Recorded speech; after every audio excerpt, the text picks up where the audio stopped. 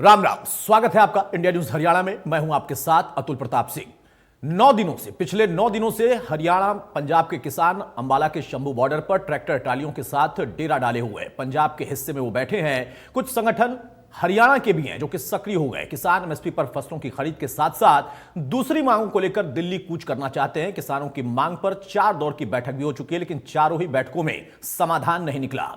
आखिरी बैठक में समाधान की पूरी उम्मीद थी, लेकिन यह बैठक भी बेनतीजा रही। चौथी मीटिंग खत्म होने के बाद आज किसानों ने फिर से दिल्ली कूच के लिए हल्ला बोला। किसानों के दिल्ली कूच और मांगों को देखते हुए केंद्र सरकार ने एक बार फिर किसान नेताओं को बातचीत के लिए न्योता भेजा है। अब देखने वाली बात होगी कि किसानों की बैठक कब होगी, और ऐसे में सवाल उठता है कि बॉर्डर पर घमासान के बीच में केंद्र और किसानों के बीच समाधान कब और कैसे हो पाएगा। क्या 5वें राउंड की मीटिंग में कोई बात बन पाएगी, और आखिरी किसान दिल्ली कूच के मुद्दे पर क्यों अड़े हैं, जबकि पंजाब हरियाणा हाईकोर्ट ने भी कह दिया कि इस तरह से एकत्रित होकर दिल्ली जाना यह कतई जायज नहीं है। सरकारें इसको सुनिश्चित करें और आंदोलनकारी इस बात को स्वीकार करें। किसान मांग कर रहे हैं केंद्र सरकार को तुरंत उनकी मांग को करके बातचीत के द्वारा इसका समाधान करना चाहिए।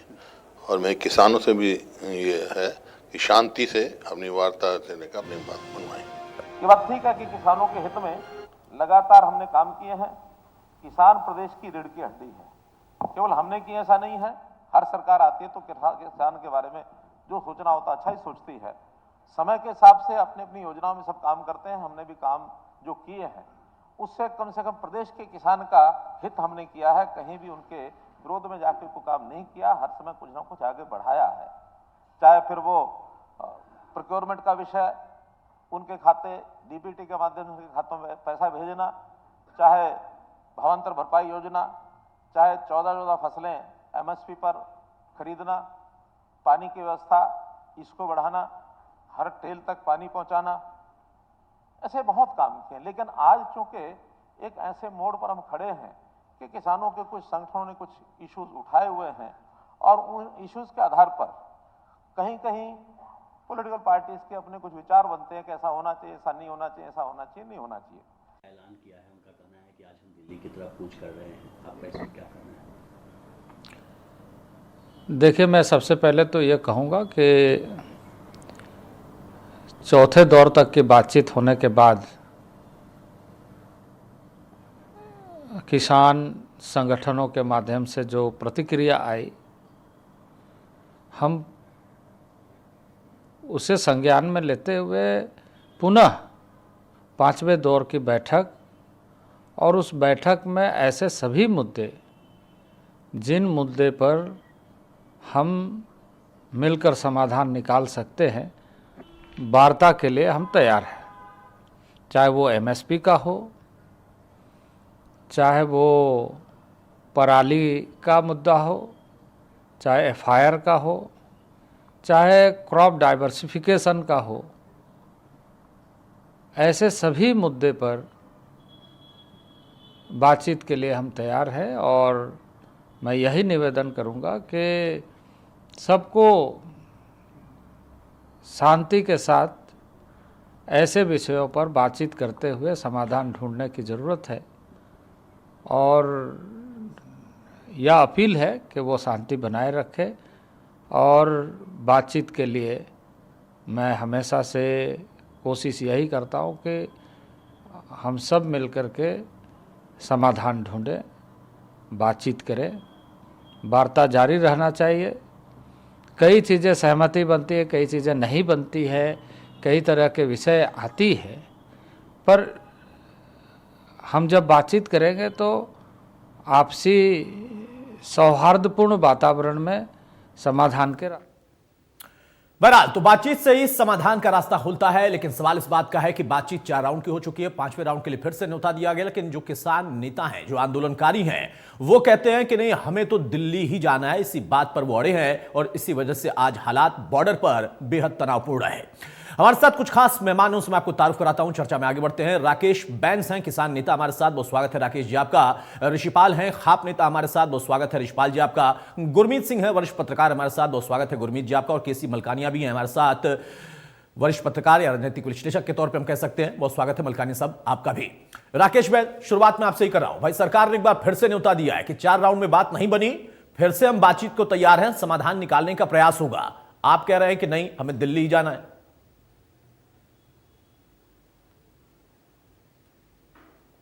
राकेश जी, अपनी आवाज अनम्यूट कर लीजिए आप।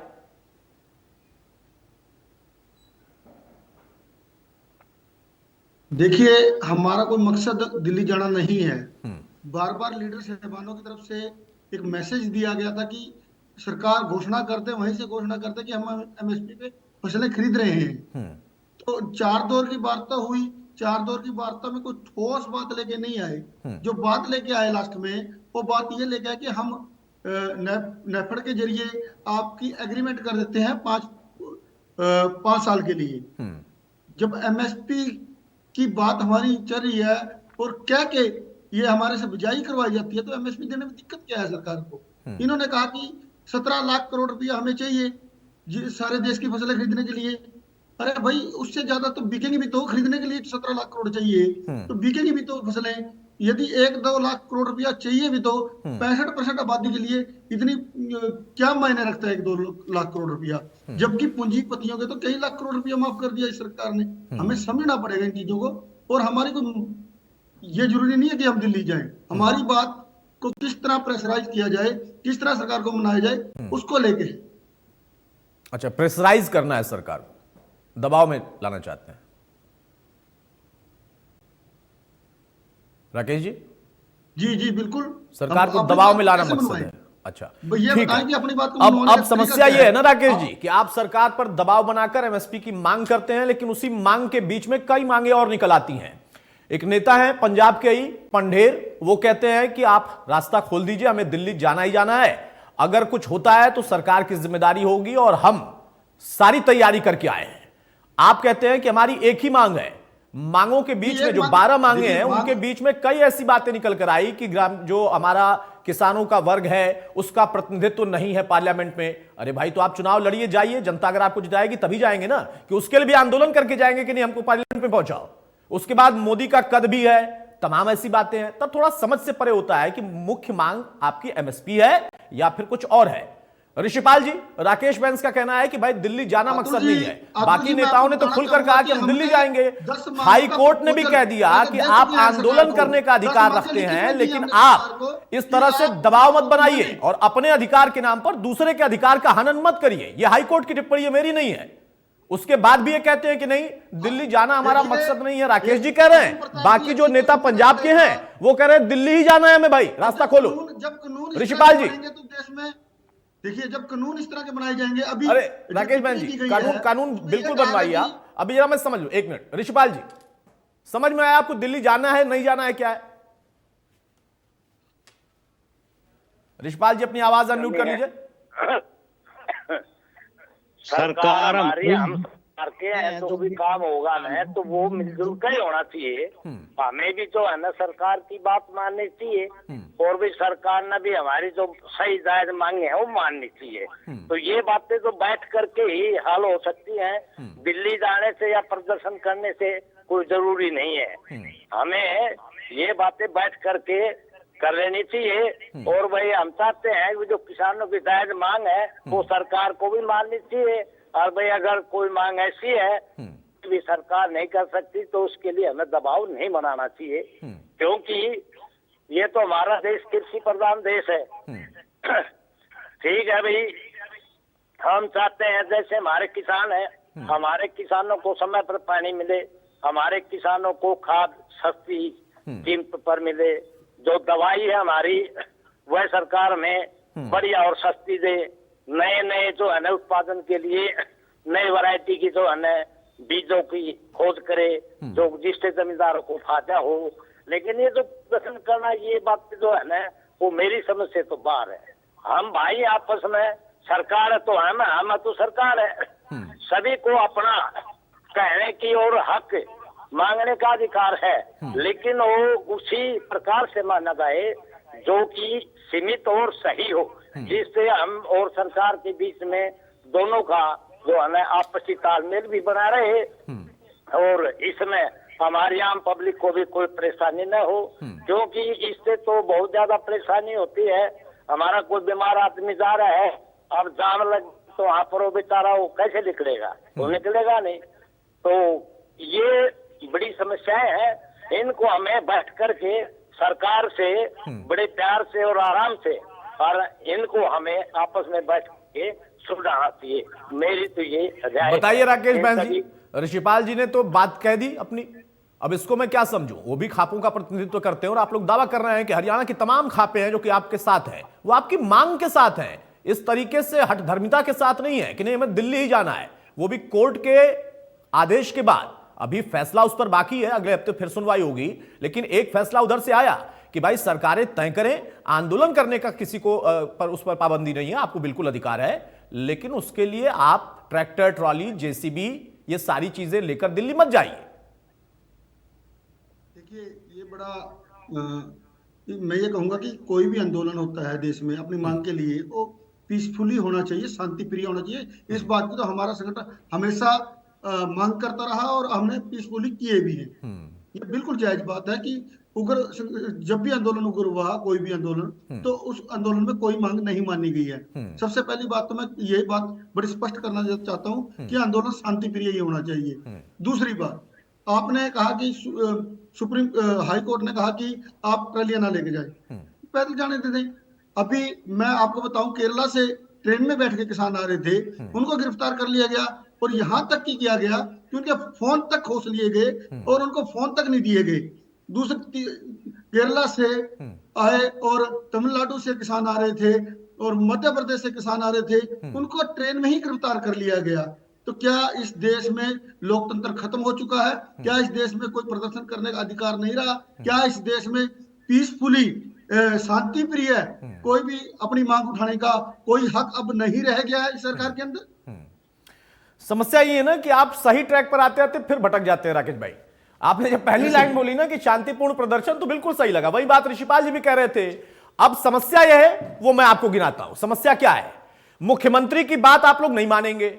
मुख्यमंत्री ने कल ही ये बोला कि भाई आप पब्लिक ट्रांसपोर्ट का इस्तेमाल करिए, ट्रैक्टर ट्रॉली खेतों में है, खेतों के लिए, खेती के काम के लिए, प्रदर्शन के लिए नहीं है। आप तैयार हैं पैदल जाने के लिए, सरकार तैयार है कि आप पैदल नहीं भाई बल्कि बस में बैठ के आप जाइए। आप उस पर नहीं विचार करेंगे, उसको नहीं सुनेंगे। और दूसरा सबसे महत्वपूर्ण यह है कि आप दोनों, चाहे राकेश बैन्स हो चाहे ऋषिपाल जी हो, दोनों लोग आप सहमत हैं कि प्रदर्शन शांतिपूर्ण होना चाहिए। लेकिन जो पंजाब के किसान नेता हैं, उनके बयान भी तो सुनिए आप, उनको पर हम चर्चा कैसे ना करें। वो कह रहे हैं कि भाई पूरा जो मजमा लेकर आए हैं और जो तमाम ट्रांसपोर्ट की चीजें लेकर आए हैं, हैवी व्हीकल्स लेकर आए हैं, सब लेकर जाएंगे।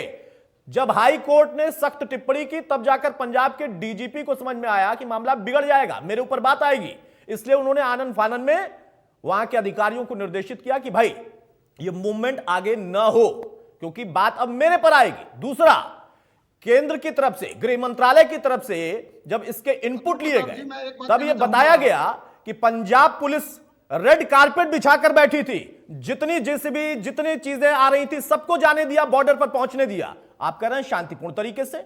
उन बयानों का क्या है जिन बयानों पर हम अगर गौर करें तो वो कहते हैं कि भाई मोदी 2-3 साल में मरने वाला है, आप सुनेंगे, ये बयान है। मोदी का कद बड़ा हो गया, कम करना, यह बयान है।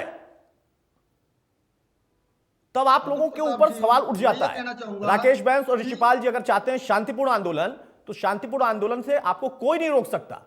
बिल्कुल आप आइए, बस में बैठकर आप जाइए, और तब रोका जाए तब आप देखिए, मैं बैठकर चर्चा करूंगा यहां पर। गुरमीत जी देखिए, ऋषिपाल जी ने तो स्पष्ट कर दिया, और खासतौर से हरियाणा के लिहाज से तो उन्होंने स्पष्ट कर दिया कि राकेश बैन्स बैलेंस करते करते थोड़ा सा फिर से वही बात दोहराने लगे कि अब लोकतंत्र खत्म हो गया है। इतना आसान है कि आप देश में लोकतंत्र खत्म हो जाता है? अतुल प्रताप जी, मेरे को एक चीज समझाइए, आप काफी देर से वकालत करते हो, आप उसकी नहीं, अभी वकालत नहीं करता हूं, पहले करता था। पहले सुनिए, पहले करता था, पहले लखनऊ हाईकोर्ट में वकालत ही करता था, पहले लखनऊ हाईकोर्ट में वकालत ही करता था। जब से पत्रकार बना हूं, पत्रकारिता करता हूं। आपको अगर समझ में नहीं आ रहा है तो मैं कुछ नहीं कर सकता ना उसमें। आपको तो लोकतंत्र खतरे में दिख रहा है। भाई लोकतंत्र में यह है कि आप बैठकर बोल रहे हैं, मैं सवाल पूछ रहा हूं, आप जवाब दे रहे हैं, ये लोकतंत्र ही है। बड़ी बात, लोकतंत्र की परिभाषा अगर आप अपने हिसाब से गढ़कर बैठे हैं ना, उसके लिए अतुल प्रताप सिंह जिम्मेदार नहीं है। और मैं वकालत करता था, फिर से दोहरा रहा हूं, लखनऊ हाईकोर्ट में करता था, अब पत्रकारिता करता हूं। बहरहाल गुरमीत जी, मेरी बात सुनिए। अरे आप ही की बात सुन रहा था जनाब, दो बार आपको सुन लिया, अब बाकी लोगों को भी तो बोल लेने दीजिए ना। गुरमीत जी, जब शांतिपूर्ण प्रदर्शन की बात पर राकेश बैंस भी सहमत है, ऋषिपाल जी भी सहमत है, तो फिर आखिर दिक्कत कहां आ रही है? फिर क्यों आखिर बॉर्डर पर इतना तनाव है? हरियाणा के अंदर है मुख्यमंत्री जी हो गया राकेश जी, हो गया, अपनी अपनी बारी में बोले। अगर कोई तार्किक बात है तब बोलिएगा। गुरमीत जी कंटिन्यू प्लीज। बनवा दीजिए, कौन कौन से खरीदते हैं? अरे भाई झूठ बोलेगी जनसत्ता तो अरे क्या करेगी भाई जनता? झूठ कौन बोल रहा है? झूठ वो बोल रहे हैं ना जो कह रहे हैं कि हमें एमएसपी पे कानून चाहिए, और फिर कहते हैं कि नहीं हमारा कोई प्रतिनिधित्व नहीं है पार्लियामेंट में। तो लड़ा था ना चुनाव चढ़ूनी ने, तमाम नेताओं ने, जनता ने क्यों नकार दिया? जमानत जब्त हो गई, किसने रोका था? आपने चुनाव लड़ा, अगर जीत जाते तो आपका बड़े बड़े नेताओं की हुई है, कोई केवल चुनाव की बिल्कुल हुई है, बिल्कुल हुई है, होनी भी चाहिए। लेकिन आपके जो किसान नेता हैं जो बड़ा दावा करते हैं कि हम ही सबसे बड़े किसान नेता हैं, उनकी भी जमानत जब्त हुई है, ये भी स्वीकार करिए। लफाजी से काम नहीं चलता है, तर्क होते हैं, उन तर्कों का जवाब दीजिए। गुरमीत जी, राकेश जी शांत हो जाए प्लीज, ऐसे नहीं। गुरमीत जी देखिए, पहली बात तो ये है कि हम सबको ये मालूम है कि कोई भी समस्या हो, चाहे पिछली बार भी बहुत बड़ा आंदोलन चला था, इतनी सारी जानें चली गई थी, चाहे कितने किसानों की, अल्टीमेटली जो है वो वार्ता से ही बात सुलझती है। और इस बार जो वार्ता है वो पहले की तुलना में बल्कि ज्यादा तेजी से चल रही है, मुझे कम से कम ऐसा लगता है। बिल्कुल और बिल्कुल। पंजाब के जो मुख्यमंत्री हैं वो भी इसमें डायरेक्ट शामिल हैं। पहले वो उस तरह से डायरेक्ट शामिल नहीं थे, क्योंकि ज्यादातर लोग पंजाब से हैं, किसान जो पहले भी थे, और हरियाणा ने भी उन्हें समर्थन दिया। अभी तो वो हरियाणा की सीमा में आज भी ये जो संघर्ष हुआ उसके बाद भी एंटर नहीं कर पा रहे। तो वो जो एक प्रकार का एक जिसे कहते हैं ना कि एक आपस में जो एक टकराव की स्थिति बनी हुई है, वो मेरे ख्याल से सबसे पहले तो वो डिफ्यूज होनी चाहिए, क्योंकि उसमें ज्यादा नुकसान बल्कि पहले भी किसानों का हुआ था। आगे भी जो किसान प्रदर्शनकारी हैं, जब वो पुलिस कार्रवाई करती है तो आप जानते हैं कि कई लोगों का नुकसान हो सकता है, और आज भी इस तरह के जो है बल प्रयोग की बातें सामने आई हैं। तो पहली बात तो उस सिचुएशन को हमें डिफ्यूज करना होगा, क्योंकि किसी की भी जान से बड़ी तो कोई चीज नहीं होती। वो जानी नुकसान नहीं होना चाहिए, आर्थिक नुकसान नहीं होना चाहिए। आसपास कई बार आप जानते हैं, पहले भी ये बात चली थी आपकी पिछली डिबेट में भी, कि जो उद्योगपति हैं, मजदूर हैं और लोग हैं, ये भी एक पक्ष हमेशा रहता है। लेकिन साथ के साथ बातचीत जारी रहनी चाहिए, और उम्मीद करनी चाहिए कि सरकार भी एक कदम आगे बढ़ाए, किसान भी एक कदम आगे बढ़ाए। दिक्कत सिर्फ इस समय यही हो रखी है, दो कारण है। एक तो पहले से एक विश्वास की कमी है, क्योंकि किसानों को ये लगता है कि पिछला आंदोलन जो उन्होंने खत्म किया उसके बाद जो उनसे वादे किए गए वो पूरे नहीं हुए। एक तो ये बात है, और दूसरी बात ये है कि चुनाव का माहौल सिर पर है। अब आप जानते हैं कि किसी भी समय या अगले महीने तो सभी लोग कह ही रहे हैं कि चुनाव की घोषणा हो जाएगी। तो बहुत बार ऐसा होता है कि चुनाव के समय जो मुद्दे होते हैं वो एक अलग शक्ल भी अख्तियार कर लेते हैं, और जो जिसके आपने कुछ उदाहरण दिए कि बयान उस तरह के आते हैं। मैं नहीं मानता कि राजनीति में इस प्रकार के बयानों का कोई अर्थ रह जाता है। अल्टीमेटली जनता फैसला करती है, लोकतंत्र है, और हम सबको ये प्रार्थना करनी चाहिए ईश्वर से।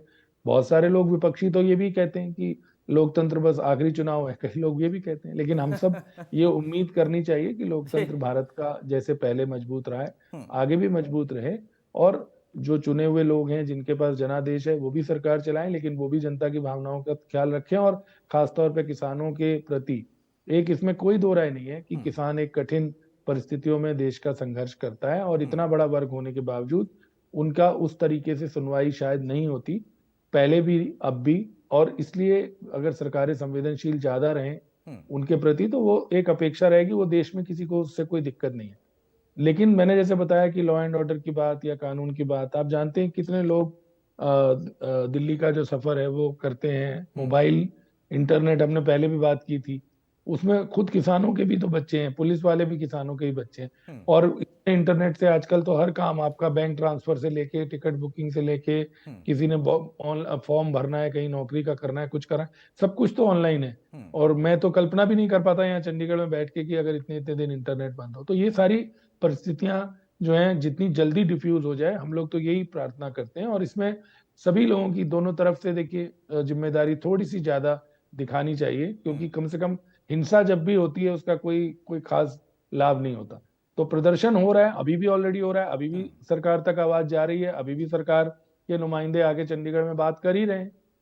तो दिल्ली में भी वही चीज होगी। पहले दिल्ली में जब धरना चला तब भी दिल्ली जाके भी तो वही बात हुई थी। आज अगर वो शंभू बॉर्डर पे बैठे हैं तो सड़क पे ही, तो प्रदर्शन तो किसान कर ही रहे हैं, और वो सड़क पे रह रहे हैं वो लोग। हम और आप तो चलो अपने अपने जगह पर बैठे हैं, आप स्टूडियो में बैठे हैं, बाकी लोग अपने जगह पर बैठे हैं, वो लोग तो सड़क पे हैं। लेकिन तो इसलिए उनकी बात, जहां तक वार्तालाप है, वो ज्यादा से ज्यादा जल्दी चले, और जो भी और राउंड है वो जल्दी हो, और उसमें दोनों लोग जिम्मेदारी का परिचय दें, जिससे कि मेरी को तो सबसे बड़ी चिंता ये रहती है, कुछ भी हो, किसी भी स्थिति में हिंसा को हम जहां तक भी रोक सकते हैं, उसमें जो भी व्यक्ति कंट्रीब्यूट कर सकता है, चाहे वो हमारे किसान भाई हैं, किसान संगठनों के नेता हैं या सरकार के लोग हैं, उन्हें वो करना चाहिए, जो सबसे बड़ी बात है। और आज बिल्कुल सही जिस बात। तरह की स्थिति बनी है, उससे थोड़ी सी जो आशंका है वो बढ़ रही है कि ये बात कहीं टकराहट की तरफ ना चली जाए, जिसमें कि कोई ज्यादा नुकसान।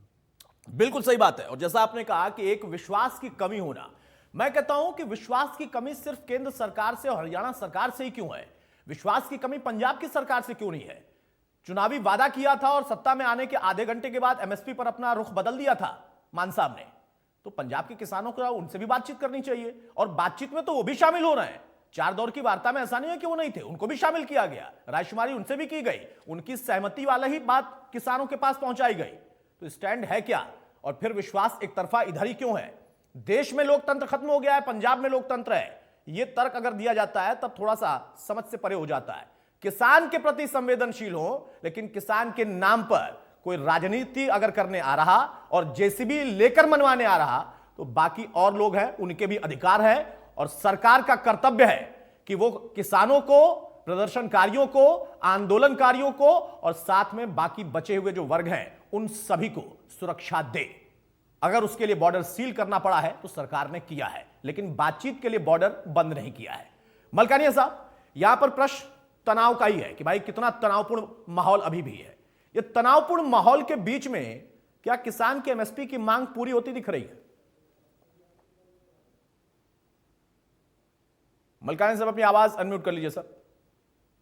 शंभू बॉर्डर पे जो है वो तनाव, इसमें तनाव है, जी। और किसानों ने पराली में मिर्ची पाउडर डालकर आग लगाई, और इसके साथ साथ आगे बढ़ने की भी कोशिश की। उन्होंने ट्रालियों में बोरी रखकर तो उस नदी को पार करने की भी प्लान है, कई योजना है उनके पास। परंतु हमें चाहिए कि जो मामला बातचीत से हल हो सकता है, उसके लिए हमें आंदोलन नहीं करना चाहिए, हमें ऐसा सख्त रवैया नहीं अपनाना चाहिए। ठीक है, किसानों की पिछली बार भी वार्ता चलती रही, परंतु बीच में काफी गैप निकल गया, और उस गैप में कोई समस्या का हल नहीं निकला। अब चुनाव सामने नजर आ रहे हैं, और कुछ किसानों ने और युवाओं ने यह ठान लिया कि हमने दिल्ली जाना है, और दिल्ली जाना ही जाना है, तो वो जाकर बॉर्डर पे डटे हैं, हर प्रकार से जेसीबी लेकर, ट्रैक्टर ट्राली लेकर वो जो बैरियर लगाए हैं उनको उखाड़ कर जाना चाहते हैं। परंतु हरियाणा सरकार के ये कदम जो है, जो उन्होंने बॉर्डर को सील कर रखा है, वो प्रशंसनीय है, क्योंकि पिछले आंदोलनों में देखा था कि दिल्ली में जाकर उन्होंने क्या उपद्रव किया। जब यहां से किसान दिल्ली तक जाएंगे तो रास्ते में क्या हाल होगा, लोगों की कितनी परेशानी होगी। अब किसानों की मांगे हैं, वो एक मांग हो तो है, अब हरियाणा 14 फसलों में दे रहा है, पंजाब 2-3 फसलों में दे रहा है, केरल बिहार है, वहां किसी फसल पे एमएसपी नहीं है, और कई प्रदेशों में कोई फसल पे। अब 50% किसान ऐसे हैं जो अनाज पैदा करते हैं, पर वो अनाज उतना ही पैदा करते हैं जिससे उनका अपना घर चलता है। ठीक बात तो बहुत जो है वो बाहर जाते हैं, और पंजाब में जो समृद्ध किसान भी है वो अपनी जमीन बेचकर विदेशों में जाकर तो खेती कर लेगा, काम कर लेगा, परंतु यहाँ जो है वो आंदोलन करेगा, अपनी नेतागिरी करेगा। बहुत कम किसान है जो अच्छा किसान है, मीडियम किसान है, वो खेतों में काम कर रहा है, और जो छोटा किसान है वो उसके तो घर का ही पूरा नहीं होता है, तो वो बेचेगा क्या, एमएसपी क्या मांगेगा। परंतु जो बड़े किसान है, और कुछ ऐसे किसान है जो नेता बनना चाहते हैं, जो लड़ना चाहते हैं। अब आसाम में चुनाव है, लोकसभा तो चुनाव है, अगर आपको सरकार के विश्वास नहीं है, आपके साथ जनता है, तो जनता का प्रदर्शन बॉर्डर में करने की बजाय आप मत चुनाव के दौरान कीजिए, सरकार के खिलाफ मतदान कीजिए, और कहो कि हमारी ये मांगे नहीं मांगे। हम मानते हैं किसान अन्नदाता है, किसान ने 1965-66 की लड़ाई में जब अमेरिका से हम अनाज लेते थे, और वो हमें अंक दिखाता है। तो लाल बहादुर शास्त्री ने कहा था कि आप सोमवार को व्रत रखो, ढाबे बंद होते थे, और उन्होंने कहा अपने खेतों की बजाय कोठे पे भी अगर गेहूं उगाना पड़ता है तो वहां उगाओ, आंगन में उगाओ, जहां भी उगा सकते हैं उगाओ, पर इस देश को हरा भरा बनाओ। और किसानों ने हरित क्रांति मिलाई और श्वेत क्रांति मिलाई। हम किसानों का सम्मान करते हैं, पर हम चाहते हैं कि आप बैठकर करें, दूसरों को परेशानी ना दे। जहां तक आपका आंदोलन शांतिपूर्ण है, उससे किसी को दिक्कत नहीं होती है, तो सभी लोग आपके साथ हैं। परंतु जब बीमार सड़क हॉस्पिटल नहीं पहुंच पाएगा, बच्चे स्कूल नहीं पहुंच पाएंगे, इंटरनेट नहीं चल पाएगा। आज भी हरियाणा सरकार पुलिस का प्रेस नोट है, उन्होंने एक ASI और की डेथ हो गई। ये डेथ के कारण तो ये है कि हॉस्पिटल नहीं जा सकते, आंसू गैस के गोले चल रहे हैं, गैस जा रही है। तीसरी डेथ है यहाँ पुलिस कर्मियों की। तो इस दूसरी तरफ भी होते हैं, आम जनता भी परेशान है। तो जो आंसू गैस के गोले छोड़े जा रहे हैं वो कोई स्वास्थ्य के लिए अच्छे थोड़ी नहीं है। तो इसलिए किसानों को चाहिए कि बैठकर आप किसान तो बैठकर ही बात करने का मकसद रखता है, लेकिन जो नेता है ना, उनको दिल्ली बैठकर बात करनी है। समस्या यहां जाती है। और केंद्रीय गृह मंत्रालय की तरफ से कुछ इनपुट्स जब निकल कर आए, जब पता कराया गया, तो बताया गया उसमें कि पंजाब में बकायदा पुलिस ने रेड कारपेट बिछाकर भेजा कि भाई जाइए, पूरा तामझाम लेकर जाइए बॉर्डर पर और फिर आगे बढ़ जाइए। तो मान साहब की मंशा क्या है, ये भी सवाल था। उसके बाद आपने जैसा कहा मलकानिया साहब के इनपुट ये भी हैं कि इन भारी भरकम मशीनों के साथ बॉर्डर से अगर ये नहीं आ पाए तो इन्होंने प्लान तैयार किया है, फुल प्रूफ प्लान तैयार किया है कि हम नदी का रास्ता भी चुन लेंगे। तो बहुत सारी तैयारी के साथ आए हैं बातचीत करने के लिए। इतनी तैयारी के साथ मतलब कि वहां थोड़ा सा डाउट होता है और इसकी शंका भी बढ़ जाती है कि अगर मान लीजिए इन किसानों के बीच में कुछ ऐसे संगठन या ऐसे लोग हों जो कि हमने लाल किले की तस्वीर में देखा था, तो फिर उसका कितना घातक परिणाम होगा। वो अपने आप में बड़ी समस्या है। वो सरकार के सामने चुनौती है। सिर्फ मांग पूरी करना चुनौती नहीं है, लॉ एंड ऑर्डर मेंटेन करना भी चुनौती है। आम राहगीर, आम मजदूर, आम कर्मचारी, आम व्यक्ति, उसके अधिकारों की सुरक्षा करना भी मजबूरी है। उस पहलू को ये कहते हैं नकार दो। ऐसा कैसे हो सकता है? फिर तो दोनों पहलू पर बात होगी ना। ऋषिपाल जी, राकेश जी को आपने सुना, वो भी आपकी बात से सहमत है कि मामला शांतिपूर्ण तरीके से ही अगर आगे बढ़े तो बेहतर है। आंदोलन की बात मैं कर रहा हूं, लेकिन आखिरी में उन्होंने कह दिया कि असल में लोकतंत्र खतरे में है देश का। आपको भी खतरा महसूस हो रहा है?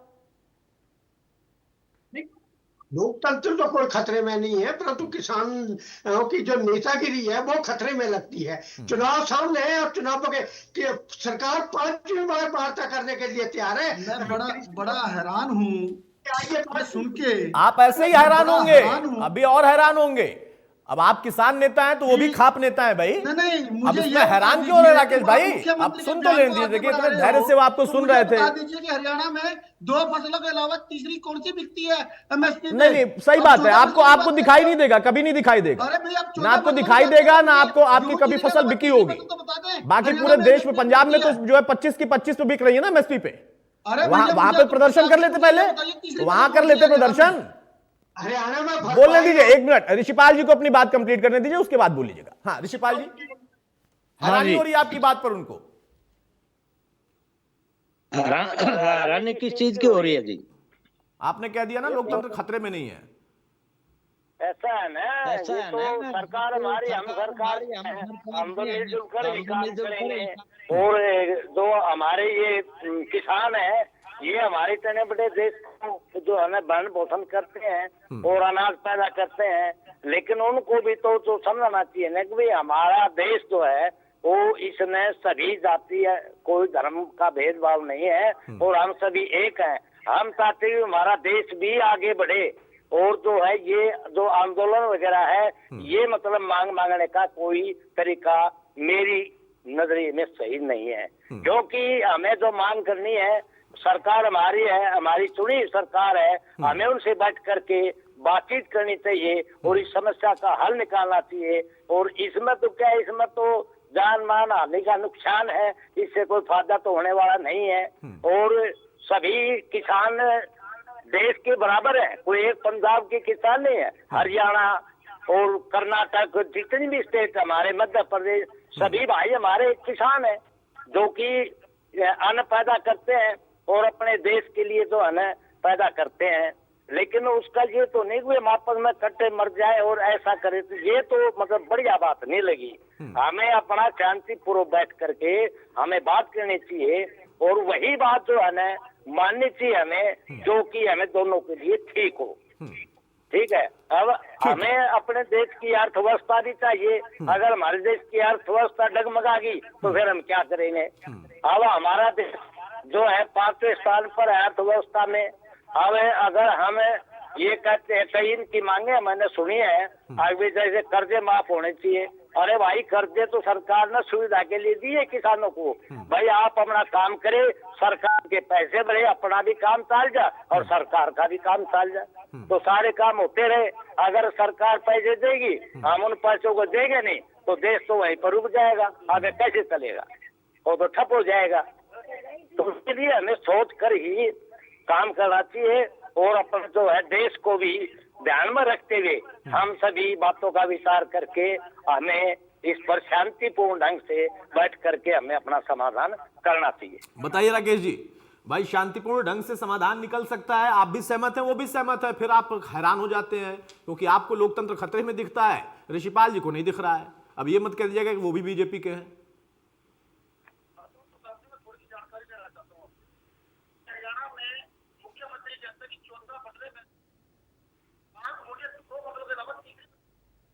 एक बात, दूसरी बात, हम एमएसपी को लेके 2014 में माननीय हाई कोर्ट में चले गए थे, Punjab and Haryana high court में, तब से लेके आज तक केस लड़ रहे हैं। तीसरी बात, लगातार अपनी बात कहते रहे हैं किसान नेता, बातचीत के लिए भी बात करते रहे हैं, पहले कॉल करने से पहले और उसके बाद कॉल की, और लगातार 4 मीटिंगों में ओके। आज तक सरकार ने कोई ठोस जवाब दिया? क्यों नहीं देना चाहती सरकार?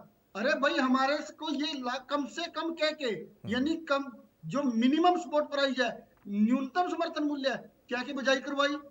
अब उस पर भी ना बिके तो किसान कहाँ जाए। देखिए,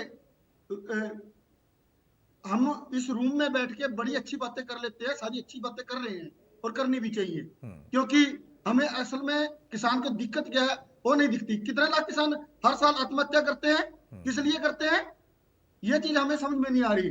तीसरी बात मैं कहूंगा कि प्रधानमंत्री फसल बीमा योजना जो कंपनियों को खुली छूट दे दी लूटने की, तो उसमें क्यों आज तक सुधार किए गए? 10 बार हम मंत्री बातचीत के लिए चले गए, 10 बार हमको खामियां बताए कि इसके अंदर ये खामी है। 4 बार तो मैं खुद गया हूं हरियाणा सरकार के पास और खुद बता के हम भी ये खामी है, आज तक वो दुरुस्त नहीं कर रहे। तो किसके पास रोए किसान जाके, किसको अपनी बात रखे, हमें तो समझ भी नहीं आ रही। आप भावांतर भरपाई योजना की बात कीजिए, पिछले साल सूरजमुखी का आंदोलन हुआ तो उसमें भी बातचीत करने के बाद, सारी कमिटमेंट करने के बाद आज तक किसान 600 से 700 रुपये मांग कम दिए गए। कहाँ जाए किसान, कैसे खर्चे पूरे करेगा किसान, कैसे बच्चे पालेगा किसान, कैसे अपना घर गुजारा करेगा किसान, उसकी तरफ तो कोई ध्यान ही नहीं है। बल्कि दूसरी तरफ देखिए, किसान का कोई बिल्कुल भी मतलब नहीं है किसी को तंग करना, किसान का कोई मतलब नहीं है किसी को किसी तरह से दूसरे के अधिकार छीनना, पर कैसे मनाए सरकार से, आप हमें रास्ता सुझा दीजिए, हम उस तरीके से चल पड़ेंगे। आप हमें बताइए कि इस तरीके से आप कर लें बातचीत, हम उस तरीके से बात कर लें। यदि सरकार नहीं मानती, यदि कमिटमेंट करने के बाद 13 महीने आंदोलन चला दिल्ली के बॉर्डरों पर, 14 दौर की बात हुई, और मैं आपको याद करवाऊं 18 दिसंबर 2020 की बात, जब सरकार ये बार बार कह रही कि एमएसपी है, एमएसपी थी, एमएसपी रहेगी, तो उस दौरान उषा भवन में अमित शाह जी के साथ मीटिंग हुई, उसमें हमने बात रखी अपनी कि आप ये बताइए कि 23 फसलों पे एमएसपी घोषणा करते हो, क्या 23 की 23 फसलें आप खरीदने के लिए राजी हो, क्या गारंटी देते हो इस बात की? अमित शाह जी ने बड़ी क्लियर जवाब दिया था नहीं। तो कैसे किसान अपनी बात रखे, हमें कुछ समझा तो दे, कहां किसके आगे रोए किसान। अगर आप समझना चाहें तो जरूर समझाया जा सकता है। गुरमीत जी, 2 मूल प्रश्न है। राकेश बैंस कहते हैं कि हरियाणा में 2 फसलों के अलावा और कोई फसल नहीं है जिसपे एमएसपी पे खरीद की जाती है। इसकी हकीकत जरा मैं समझूंगा, आप जरा बेहतर इसको बताएं। दूसरा कि ये कहते हैं हमें रास्ता बता दीजिए। भाई, रास्ता तो सरकार ने भी बताया, रास्ता मुख्यमंत्री ने बताया, रास्ता हाईकोर्ट ने भी बता दिया कि आंदोलन का अधिकार है, जगह चिन्हित की गई, आप वहां पर बैठिए। पंजाब में बैठना है पंजाब में बैठिए, हरियाणा में बैठना है हरियाणा में बैठिए। यहां की सरकार ने तय कर रखा है, पंजाब वालों ने तो तय नहीं किया था, उन्होंने भेज दिया बॉर्डर पे, भाई अपना मुद्दा है, जाओ बॉर्डर पर लड़ो या आगे दिल्ली बढ़ो। तो अब इनको कौन से तरीके से समझाया जाए? देखिए, पहली बात तो इस बात में जो उन्होंने आत्महत्या की बात की, किसानों की कठिनाई की बात की, उसमें किसी को कोई दो राय नहीं है। मैंने भी आपको यही कहा कि किसान बहुत कठिनाई में जीवन यापन करते हैं, उनकी सुनवाई होनी ही चाहिए। जी। इसमें कोई दो राय नहीं है। जो उन्होंने फिगर बताए, जो उन्होंने आंकड़े बताए, किसानों की आत्महत्या की बात बताई, और मैंने ये बताया कि सरकार कोई भी हो, चाहे पहले की हो या अब की हो, उसे संवेदनशील होना चाहिए। और मैंने ये भी कहा कि किसान एक बहुत बड़ा वर्ग है, लेकिन शायद वो उस तरह से उनकी लॉबी काम नहीं कर पाती सरकारों में, जैसे उद्योगपतियों की करती है या और करती है। उसकी वजह से उसे अपने संघर्ष करने पड़ते हैं। मेरी जो चिंता है वो केवल ये है, विनम्रता के साथ, कि जो हिंसा है उसको, ये बात आप अब राकेश जी कह रहे हैं, अगर हम इन्हें काउंटर क्वेश्चन करें, मान लीजिए सिर्फ समझने के लिए, क्यों कि मान लीजिए सरकार नहीं मानती, फिर आप क्या करेंगे? क्या हम इस सोच से चलेंगे कि हम जो है वो कोई आर्म्ड स्ट्रगल करेंगे? अगर आज आप जेसीबी ले रहे हैं, कल को अगर आप कहेंगे कि जेसीबी से भी नहीं मान रहे, इसका कोई अंत नहीं है। मैं ये कहने की कोशिश कर रहा हूँ, हुए हैं आर्म्ड स्ट्रगल भी हुए हैं, नक्सलवाद भी ऐसे ही पैदा हुआ है। जब सुनवाई नहीं होती, बहुत सारे लोग ये कहते हैं कि इस तरह से पैदा होती। मेरा सिर्फ अनुरोध ये है कि हमारे पास लोकतंत्र में वैसे तो बहुत तरीके हैं कि चुनाव है ना, एक तो ये तरीका है, लेकिन सारे नेता वादे करते हैं चुनाव में और उसके बाद फिर भूल जाते हैं। तो ये जनता को डिसाइड करना है कि उसको किस तरह से संगठित होके, अब आपने खुद ही बताया कि जब किसान नेताओं ने खुद कोशिश की, वहां पर उनको सफलता नहीं मिली। ये अब उन्हें सोचना पड़ेगा कि भाई क्या वो चुनावी राजनीति उसका एक माध्यम हो सकता है कि जहां किसान खुद जाएं और पार्लियामेंट में अपनी आवाज उठाएं। उसमें सफलता नहीं मिली तो एक बड़ी स्थिति है। मैं उन सारे बातों से उनकी सहमत हूं। मेरे को सिर्फ ये कहना चाह रहा था मैं कि जो हिंसा की स्थिति बन रही है दोबारा से, और जो ये प्रदेशों में आपसी तालमेल ना होना, या एक प्रदेश का ये सोचना कि भाई जाने दो, हमारा क्या है, हरियाणा पुलिस का काम है ना। पंजाब की जो पहले बात आई, जो आप जिक्र कर रहे थे कि पंजाब पुलिस ने पहले रोका नहीं और रेड कारपेट, ये जो कई बार हम दलगत चीजों में फंस जाते हैं। तभी मैंने कहा कि इस बार तो मान साहब खुद बातचीत, क्योंकि चंडीगढ़ में हो रही है, वो एक राजनीतिक दांव भी हो सकता है केंद्र सरकार का, या आप उसे कुछ भी कह लें, एक समझदारी कह लें, उसको चाल कह लें। ये सब देखिए, एक ही चीज को आप अलग अलग दृष्टिकोण से, परसेप्शन से देख सकते हैं, है ना। एक संतुलित दृष्टिकोण होना चाहिए। जो भी था, चंडीगढ़ में बातचीत हो रही है, मान साहब खुद उसमें बैठ रहे हैं और लंबी बातचीत हो रही है, और उससे कोई ना कोई रास्ता तो निकालना पड़ेगा। दिल्ली में पहले बातचीत हो रही थी, इस बार चंडीगढ़ में हो रही है। उसका पर्पस यही था कि वहां किसान जो है, अब यहाँ पर उनको आना पड़ता है बातचीत के लिए। अगर वो दिल्ली में जाके बैठे होंगे तो चंडीगढ़ में कैसे आएंगे, ये भी तर्क है ना बार बार। तो जो नेता है, कम से कम वो ठीक है, मैं नहीं कह रहा कि कोई चंडीगढ़ दिल्ली आना मुश्किल है, पर कहने का जो भाव है वो ये कि कुछ भी हो जाए, मैं सिर्फ एक ही बात कह रहा हूँ कि हिंसा जो है वो रास्ता नहीं होती। जहां तक कहते कौन से रास्ते होते हैं, अब ये ठीक है, वो हंस पड़ेंगे इस बात पे और वो कहेंगे कि जी वो जमाना अलग था, लेकिन महात्मा गांधी ने तो, लोग ये कहते हैं कि आजादी दिलवा दी बिना हिंसा के रास्ते पे चले हुए, हालांकि उस समय भी कई धाराएं थी। अब मैं यही बार बार कह रहा हूँ कि आफ्टर ऑल जो पुलिस के लोग हैं वो भी किसानों के बच्चे हैं। जो लोग, जिनकी जाने गई, वो पिछली बार कितनी जाने गई, है ना, वो लोग भी किसान थे। उस समय मैंने पहले ही कहा, जब जो राकेश जी कह रहे थे कि उस समय कुछ वादे किए गए, जो किसानों को ये तकलीफ है कि वो वादे पूरे नहीं किए गए। ये भी मैंने कहा कि जो सुनवाई है, किसान, अगर सरकार भी समय से सुनवाई करे, दिक्कत ये है कि कोई भी चीज होती है, जब तक वो सड़क पे आके नहीं शुरू होती, तब तक सरकारें भी शायद उसको गंभीरता से नहीं लेती, और फिर वो स्थिति बनती है। अब मोटी बात यह है कि अब किसान सड़कों पे हैं। अब कम से कम हम जैसे कहते हैं कि ठीक है, कोई बात नहीं, अगर मान लीजिए किसी भी पक्ष से कोई चूक हुई, मान लीजिए सरकार से ये चूक हुई कि उसने गंभीरता से नहीं लिया, किसानों से मान लीजिए ये चूक हुई कि वो सही ढंग से अपनी बात नहीं रख पाए, किसी की भी चूक है, हिंसा तो कोई रास्ता हो नहीं सकता, तो अब बातचीत का ही रास्ता है। तो अगर वो मान लो सड़कों पे बैठे ही हैं, ये बात मैं बस उनसे समझना चाह रहा हूँ कि अगर वो कुंडली बॉर्डर पे बैठेंगे, प्रदर्शन करेंगे जैसा पिछली बार हुआ, और यहाँ करेंगे, उसमें क्या उनको ये लगता है कि कुंडली बॉर्डर पे बैठ के ज्यादा दबाव पड़ेगा सरकार पे? तब भी 13 महीने लग गए थे। और फिर ये जो दिल्ली की तरफ जाने वाली बात है, जिसकी वजह से संघर्ष हो सकता है, वो बात थोड़ी सी उसको उन्हें पुनर्विचार वो कर सकते हैं। हम लोग भी सोचते हैं कि भाई कोई ऐसा रास्ता निकल आए कि इस तरह से संघर्ष ना हो, बस ये मेरा अनुरोध है। बाकी ये ठीक है, वो बिल्कुल उनको ही हक है ये कहने का कि हम लोग यहाँ पर अपने घरों में बैठ के उनका दर्द नहीं समझ पा सकते।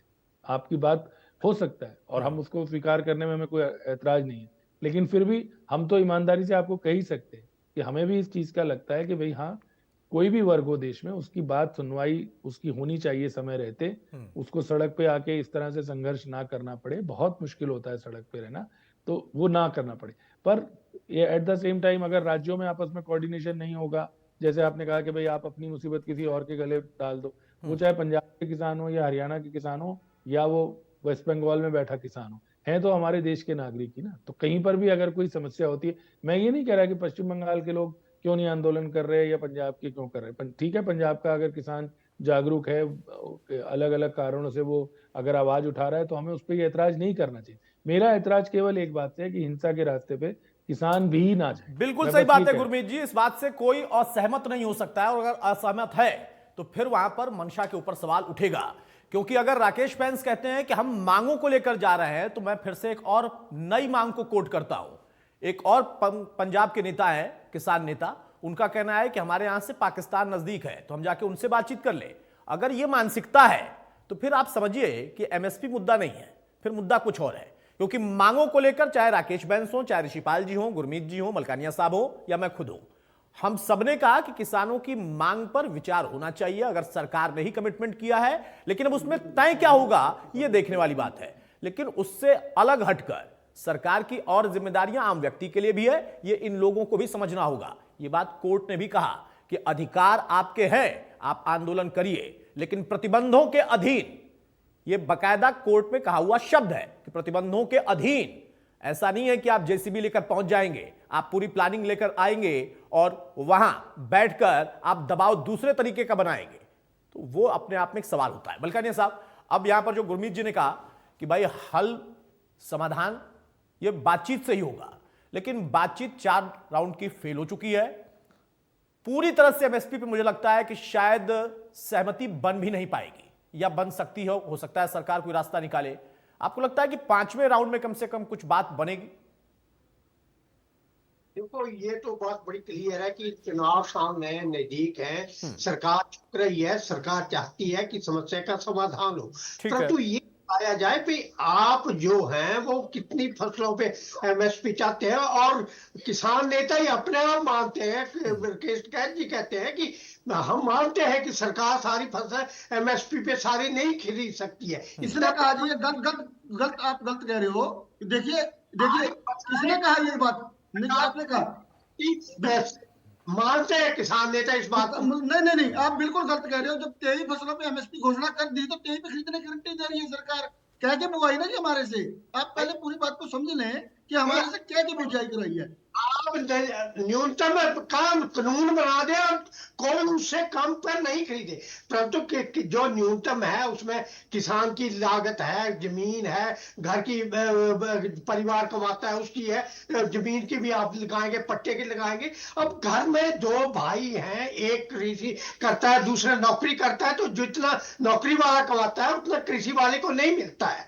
ये हम मानते हैं कि कृषि आज घाटे का सौदा है, इसीलिए यहाँ के लोग बाहर के देशों में जा रहे हैं, नौकरी कर रहे हैं। परंतु ये भी देखो ना भाई, सरकार जो है इतना पैसा कहां से लाएगी, कैसे व्यवस्था करेगी? यही गलतफहमी पैदा कर दी देश के अंदर कि 17 लाख करोड़ रुपया चाहिए, तो बेचेगी भी तो गुरुजी, उसको बेचेगी भी तो, को खरीदने में तो इतना पैसा चाहिए हमें 17 लाख करोड़ रुपया, और बेचेंगे जो 18 लाख करोड़ के बीच की बिक गई तो 1 लाख करोड़ रुपया फायदा ही होगा सरकार को। दे रहे हैं और मुफ्त का इलाज दे रहे हैं, वो कहाँ उसको बेच रहे हैं।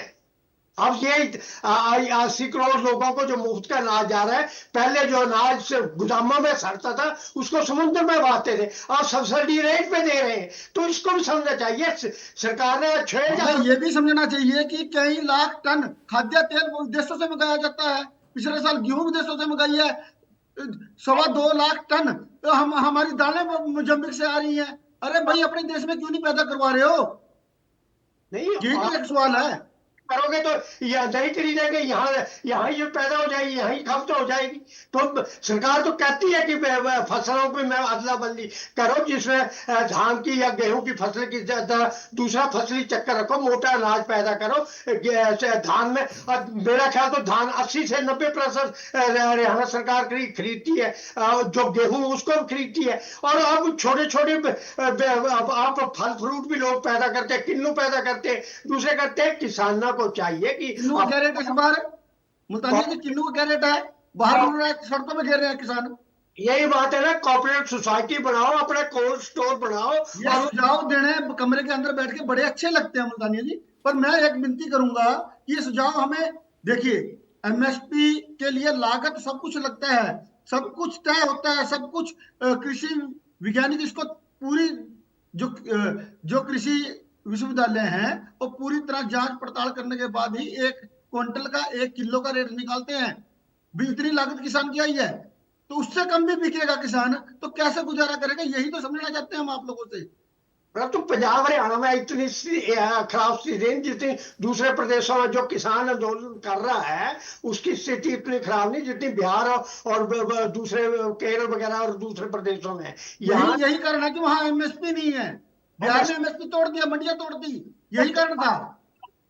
आप मांग रहे हैं, आप बैठकर मांगो और समझाओ सरकार को कि ऐसे ऐसे कर रहे हो। मैं कहता हूं आपको कोऑपरेटिव सोसाइटियां बनानी चाहिए, कोल्ड स्टोर अपने बनाना चाहिए, हाउस भी अपने बनाना चाहिए। जब फसल आती है वहां, ठीक है, जब बाजार में महंगा हो जाता है आप बेचो। हाँ। आपके लोन जो राकेश बैंस जी, एक मेरा प्रश्न है। राकेश बैंस, एक मिनट। अरे भाई राकेश बैंस, नहीं ले जा सकते। हाँ, बिल्कुल सही बात है। अच्छा राकेश बैंस, कल प्याज में लगा दिया, कल ही लगाया प्याज में, तो जब प्याज का रेट उठने लगा, अरे भाई जब हमारी फसल आती है तब पाबंदियां क्यों? यही चीजें तो हम समझा रहे हैं। एक सवाल, अब समय नहीं है मेरे पास। राकेश बैंस, मेरा एक सवाल है। एक बात आपने कही कि सरकार पर दबाव बनाना आप लोगों की मंशा है ताकि आपकी मांग पूरी हो जाए। चलिए अच्छी बात है, लोकतंत्र में इसका अधिकार होता है। लेकिन हाईकोर्ट ने कहा है कि ट्रैक्टर ट्रॉली नहीं जाएगी, जेसीबी नहीं जाएंगी, तो हाईकोर्ट पर भी दबाव बनाएंगे क्या? नहीं, देखिए मैंने पहले शब्दों में कहा कि कोई भी आंदोलन चाहे कोई भी हुआ, उग्र हुआ, तो आंदोलन टूटा है, उसमें मांग नहीं मानी गई। हमेशा शांति प्रिय करना चाहिए। और हमारी संगठन की जितनी भी आप देखोगे वीडियो, वो सभी में अपील की गई है। सरकार को भी कहा गया कि आप शांति बना के बस यही तो मैं कह रहा था राकेश भाई, यही मैं कह रहा था। और इस बात से ना तो मैं असहमत हूं, ना मलकानिया साहब, ना गुरमीत जी, ना ऋषिपाल जी, लेकिन वो लोग असहमत हैं जो शंभू बॉर्डर पर बैठे हैं और जो तस्वीरें आज सामने आई हैं। वो कह रहे नहीं, हम सरकार पर भी दबाव बनाएंगे, हम हाईकोर्ट पर भी दबाव बनाएंगे, हमें नहीं मानना है, हम तो जाएंगे, ट्रैक्टर भी ले जाएंगे, जेसीबी भी ले जाएंगे, पोकलैंड भी ले जाएंगे, सारी सब कुछ ले जाएंगे। नहीं देखिए, अब चूंकि पंजाब पुलिस भी हद के बाद सक्रिय हो गई है, तो अब दो तरफा उनके लिए चुनौती हो गई है। बहरहाल बहुत शुक्रिया राकेश जी आपका, ऋषिपाल जी आपका, गुरमीत जी आपका और मलकानिया साहब आपका। तो मौजूदा दौर में एक बार फिर से बातचीत के लिए पहल सरकार की तरफ से की गई है। 5वें राउंड में क्या नतीजा निकलेगा ये देखना होगा। लेकिन उसके बीच में शंभू बॉर्डर पर तनाव की स्थिति इसलिए बनी है क्योंकि किसान कहते हैं कि आप बैरिकेड हटाओ, हमें आगे जाना ही है। राम राम।